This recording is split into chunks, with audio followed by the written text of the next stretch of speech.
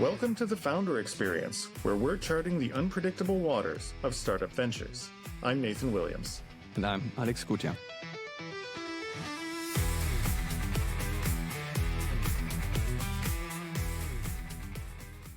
So I just wonder, would you recommend for anyone starting out today, would you recommend them getting an MBA, or do you think it's no longer relevant today?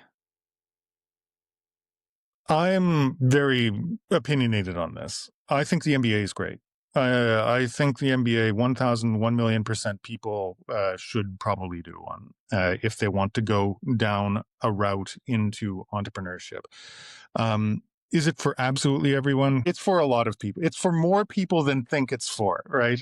More people than think it's for them. The reason I'll tell you why I like the MBA. All right. What it did for me is it was 2 years of a structured learning environment. And I've got a bit of a personality where I'm reluctant to trust people who are trying to teach me. And one thing that I felt about the MBAs was, first of all, there was a variety of professors. The professors generally came from business backgrounds, and from their business backgrounds, they were able to weave in a lot of their history and their stories into a sort of an environment where we had to think through the course material.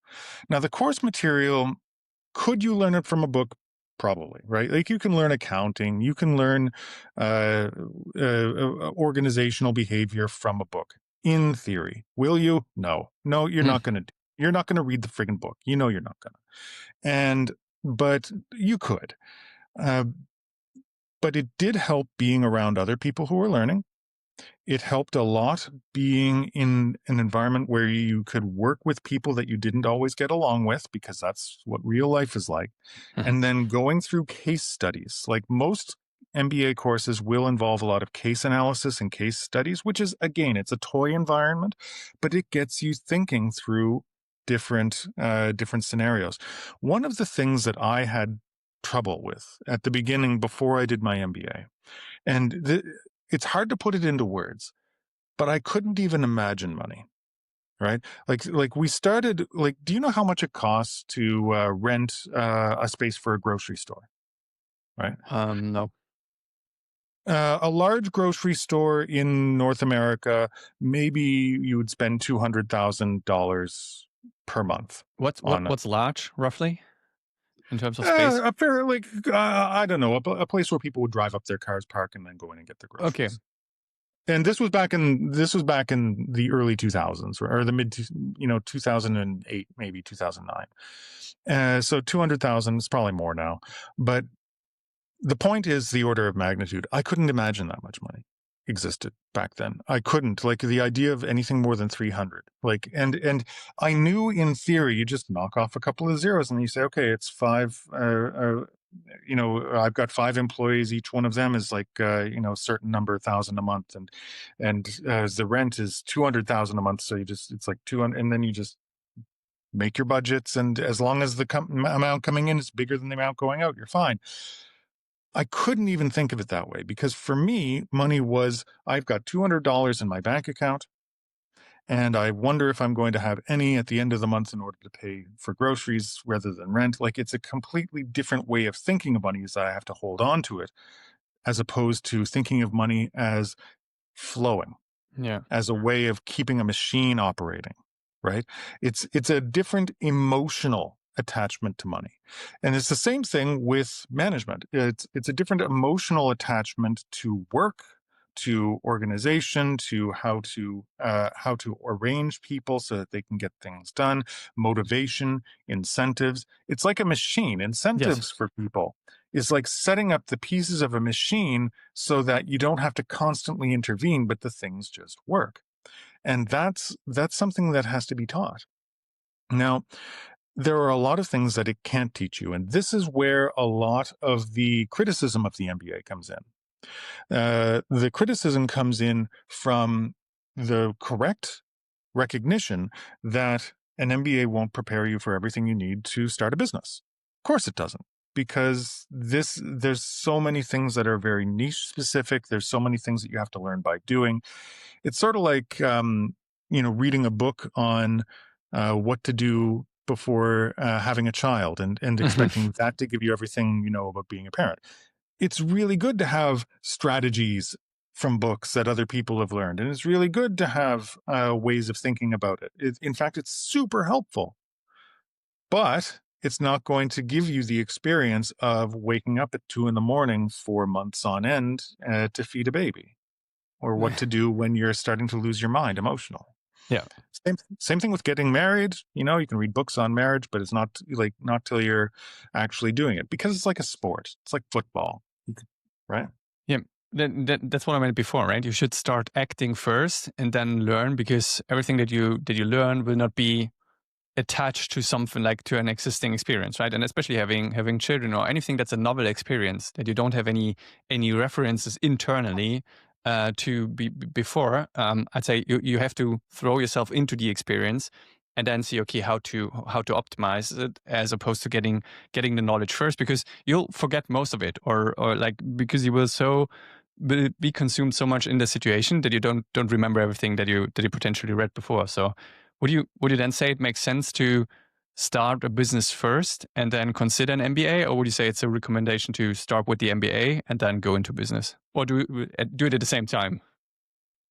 Well, let's start with one caveat, right? Because I'm very pro MBA. However, everyone should be aware that I did it a number of years ago in Canada, where I could get away with spending about $20,000 to do the entire MBA, and that was for like 8 semesters on a Hmm. 2-year degree, right? So there's a difference between someone spending 20,000 Canadian dollars on doing an MBA versus spending 100,000 American dollars, right? If you end up getting out of the MBA and you're at $100,000, $200,000 in debt, you take on, and then you expect to get a good job, but you're still a new graduate and the job market isn't great. So they're going to tell you, yeah, the average person's getting, $150,000, $200,000, but you get out, you get a $75,000 job. And now you're paying off your MBA for the next 4 or 5 years. Maybe you get a house in the meantime because it's a master's degree and you're in your 30s. So everything has to be sort of measured with cost benefit, Hmm. right? So it might not always make sense for people, but for me, it was super helpful, especially if you can get it not too expensive. Now, that said, most of the time they recommend the MBA. You do it after you've had some business experience. A lot of the benefit that you get from the MBA is going to be relative to what you put into it, right? So the difference between a BBA, like a bachelor's degree, and a master's degree in business largely revolves around how old you are. Most of the people in an MBA are going to come from a different field. They're engineers, they're lawyers, they're people who have started with a different bachelor's and then have taken this master's degree in order to reorient their career into management. Whereas most people that have taken a bachelor's degree have wanted to go into management from the beginning. It's a longer degree, but they learn a lot of the same things and they Yeah. have a very similar sort of outcome. So the benefit you get from doing a bachelor's of business to doing a master's is much lower. A lot of what I found was interesting about the masters was that you were surrounded by people with all of these various backgrounds who could bring that into your group work. And so it does help a lot to have some sort of degree, or sorry, a degree of experience rather, whether that's starting a business or not. For me, I had started a couple of businesses and they were awful, to be honest. Like they were awful. I had no idea what I was doing. I started a jewelry business, retail. I learned, no, I did. I That's learned cool. some things. It wasn't just, it was because I was doing it with my wife, and it was sort of her hobby, and I tried to turn it into a business, and I had Yeah. no idea what I was doing. No idea about competition, no idea about how to write a business plan. And sure, you can take a business plan course, but it's not even about that, right? Like it's about trying to learn from all of these other people that have different backgrounds and trying to get a more professional mindset, right? And I always felt that the mindset really, really matters. And it's easier to define lessons than it is to define mindset, right? Like a mindset is a whole way of thinking. It's an emotional attachment to thinking. It's about how you what you prioritize in your thinking. It's about what you value in your business. Whereas these lessons are just, strategies to follow, and they can be Yeah. part of that mindset. But it's hard to define mindset without actually being among people that you want to be like. Sort of like the old grandmother saying, look at your 5 closest friends that you spend the most time with. That's the average of them is you. Yeah, I think that's still true today. So I often keep that in mind. And the good thing about this is those don't have to be real people or people alive or people knowing you, right? The good thing with especially with the internet is that you can pick people whether they exist or not. Where you could have, I don't know, Yoda as an example, right? If you well, it sounds funny, I know, but if there are certain characters that have traits that you want to emulate or make part of your thinking or mindset in that scenario, you have to expose yourself to their ideas and their thinking, right? And it doesn't matter so much, at least I'd say, whether they are alive, real people, or a mixture in between, right? But just making sure you have the constant exposure. And of course, it's easier if these are living people because you can have a conversation back and forth, which you probably also could have with AI. Could probably chat with Yoda if you really wanted to. But still, I think that's very important, and that's I would agree, especially looking back to my degrees. It wasn't so much about the knowledge that almost felt like the commodity, but it was really the people you surround yourself with, the different thinking styles that I got exposed to, and yeah, seeing where that has led to today. So yeah, for the same reasons, I would apply, would agree that it makes sense to get a degree. Though I'd say it didn't prepare me as much for the real world business because, as we said, that's way more complex than can be taught in university.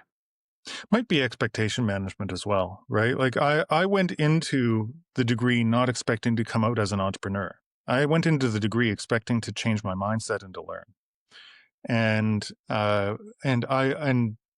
I went in with sort of a weird background, right? Like I had I guess I could describe it as entrepreneurial, but really it was floundering. I was not sure what to do for a good long while between when I graduated my bachelor's and my master's, and I tried a bunch of different things, and I didn't have sort of a consistent story. It was weird enough that the school I went to never interviews their MBA candidates, but they interviewed me because they didn't know what to make of me, and they let me in. And I did quite well in the degree because I was just very, very keen on learning. And at the end, I wasn't sure what direction it was going to take. But I actually moved to Berlin because of the startup culture. I thought I was just going to join a startup, maybe as starting as a programmer and going into some other field in management or something, because I had a background in programming. But in the end, I was surrounded by entrepreneurs and people who had started businesses, and so it was with their encouragement that I actually got started. Because when you're surrounded by people, you tend to be like them. And I saw something that I wanted, and I wanted to be my own boss and start my own business.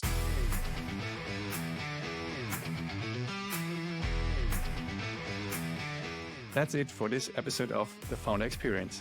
If you enjoyed it, do us a favor, hit subscribe wherever you are listening, whether that's Spotify, YouTube, or your favorite podcast app. If you've got a second, leave a rating or a review, it really helps. And you can find more episodes and behind the scenes stuff on our website, founderexperience.fm. And if you've got feedback or business ideas that you want us to talk about, shoot us a message at hello@founderexperience.fm. We'd love to hear from you. Thanks for hanging out. We'll catch you next time.